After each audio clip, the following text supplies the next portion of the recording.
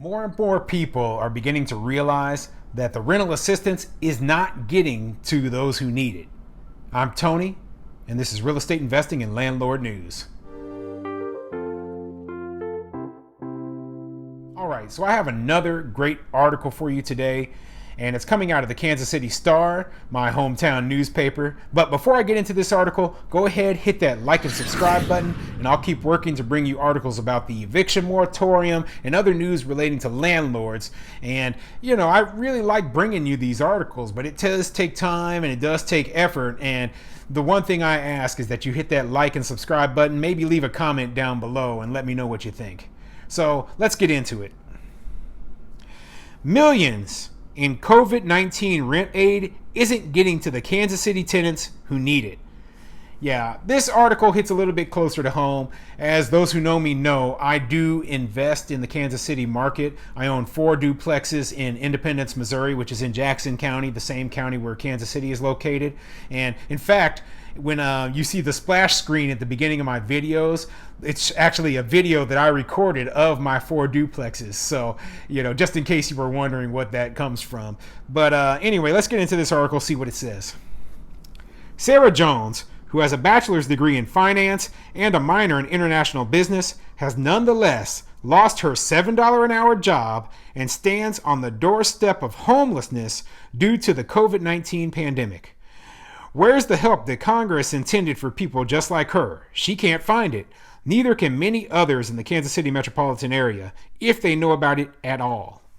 Well, before my biggest gripe is that, I will read these articles and they will try to garner sympathy for tenants. And I know that what the job market is like right now. And unemployment is rock bottom, and a lot of employers can't even find people who want to work right now. In fact, I took this photo here, which I'll throw up on the screen over here, and it is from a local McDonald's where they're offering jobs to 14 and 15-year-olds that pay $13 an hour.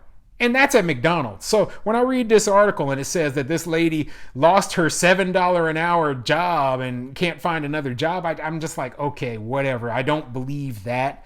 I do believe that maybe you don't want to work, or maybe you don't want the kind of positions that are hiring right now. And you know that you can't be evicted. You know that, the federal CDC eviction moratorium is in place, and you just want to collect your unemployment benefits for as long as possible. But, this article really isn't about that topic. So let's get more into it. Among a $25 billion nationwide rental assistance allocation earlier this year, Kansas City received $14.8 million and Jackson County got another $11.5 million. But while some has reached tenants who need it, Kansas City passed along $1.6 million in aid in the first month of the program. Much more is stuck in bureaucratic hell. It can take a month or more just to hear back after applying for the assistance, if you even know where to do that. And both tenants and landlords are suffering unnecessarily. Yeah, bureaucracy has caused more of these issues than anything, okay? They've got the money to provide the rental assistance to the landlords who need it, but with all the bureaucracy involved, it's not being delivered directly to the landlords to cover these tenants, who aren't able to pay. So yeah, it can become quite a mess, and I'm not surprised that it became a mess. Every time you have these big multi-billion per dollar programs, all of a sudden it becomes, well, we have to create some fancy way to allocate it instead of just, hey, here's the money, this will cover you for now. Okay. To be fair, local governments were hardly set up to disburse millions in new rental assistance or even to field the many calls about it. Still, Kansas City could meet troubled renters where they are, such as at mass vaccinations, food, and job fairs. And after requiring landlords to register with the city as part of its Healthy Homes rental inspection program a few years ago, it could have had an invaluable database through which to contact the landlords for an emergency such as this. But the landlord registrations were largely made on paper and didn't include contact information for renters. Jones is still scheduled to be kicked to her apartment's curb June 30th, absent some help. You leave message after message after message, and nobody returns your phone call. Yeah, she did at least go through the effort of applying for the assistance, and I don't blame her for not getting the assistance that she did apply for. But when it comes down to it, the landlord has to do what they have to do. And if they're not getting paid right now, they have to get that tenant out of there so that they can get someone in there who is paying their bills. Otherwise, the landlord risks losing their property, going into foreclosure. I mean, it's a bad scenario for everyone.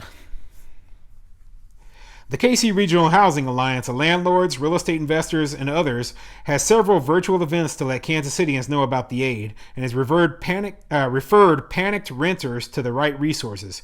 KC Tenants has done the same. Someone has to do it. A survey in March showed fewer than half of landlords and 1/3 of renters even know the federal aid was available. Oh, man. Yeah, landlords, there is some federal aid available, and I would put in for it before you lose your property to foreclosure. If you've been dealing with this eviction moratorium for a long time, put in for the rental assistance. I mean, I'm not going to have my credit destroyed or have my properties foreclosed if there is some kind of relief available. Even if the relief isn't the best case, isn't the best, I would still apply for it. But I know in some cases landlords would rather not, and that's good too. But make sure that whatever you're doing, it's the best thing for you to make sure your business keeps making money and keeps it remains viable. That's what I'm trying to say. One obstacle to tenants getting rental assistance, perhaps the threshold barrier, is even knowing they need it. I think that some of the tenants are under the impression that due to the eviction moratorium, they don't have to pay rent at all and that they will not be liable for any past due rent that they may owe, says Diego Gandolfo, an attorney and co-owner of several real estate companies. I have to inform them of that. Yeah, that's a big problem right there. A lot of renters do, through no fault of their own other than just plain ignorance, think that they don't have to pay rent and that their rent will be forgiven. Well, that's just dead wrong, okay? You have to apply for rental assistance, and your debt isn't forgiven. Your debt continues to accrue, and you will owe that debt when the eviction moratoriums are over. So, yeah, this isn't a good situation to put a lot of tenants in, and I do believe that more has to be done to make sure that both tenants and landlords are advised about the options that are available to them before they're all put into the worst case scenarios. But yeah,